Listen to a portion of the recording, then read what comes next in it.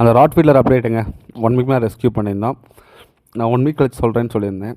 இந்த 1 வீக்கில் அவன் என் செல்டரில் தான் இருந்தான். நார்மல் ஆகிட்டான், நல்லா நடக்கிறான், நல்லா சாப்பிட்றான், அதே மாதிரி ரொம்ப ஹெல்த்தியாகவும் இருக்கான்.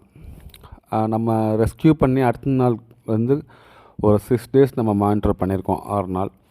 அவனோட கேரக்டர் பார்த்திங்கன்னா, அந்த ஒருத்தட்ட மட்டும்தான் ரொம்ப ஃப்ரெண்ட்லியாக இருப்பான் அப்படின்னு சொல்லுவாங்களே, அந்த மாதிரி. இப்போ என்கிட்ட கூடலாம் அவன் ஃப்ரெண்ட்லி கிடையாது, பட் அங்கே இருக்கிற அண்ணா கூட நல்ல ஃப்ரெண்ட்லி. அவர் சொல்கிற வார்த்தையை மட்டும் தான் அப்ளை பண்ணுறான். தாராளமாக அவனை அடாப்ஷன் கொடுக்கலாம். ஸோ ராட்வீலர் வளர்த்தவங்க, அவனை பற்றி நாலேஜ் உள்ளவங்க தாராளமாக நான் அடாப்ஷன் கொடுப்பேங்க. அது முக்கியமாக கொஞ்சம் மதுரையை சுற்றி இல்லை மதுரை கிட்ட எனக்கு நியரஸ்ட்டாக இருந்தாங்கன்னா ரொம்ப நல்லதுங்க.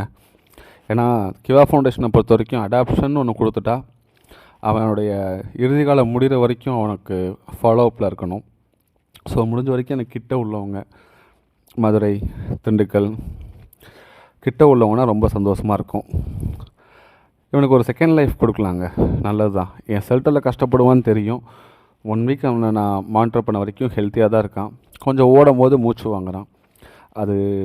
இது வளர்க்குறவங்களுக்கு அந்த நாலேஜ் தெரியும், எனக்கு அந்த நாலேஜ்லாம் இல்லை. ஓகேங்க, ரொம்ப நன்றி.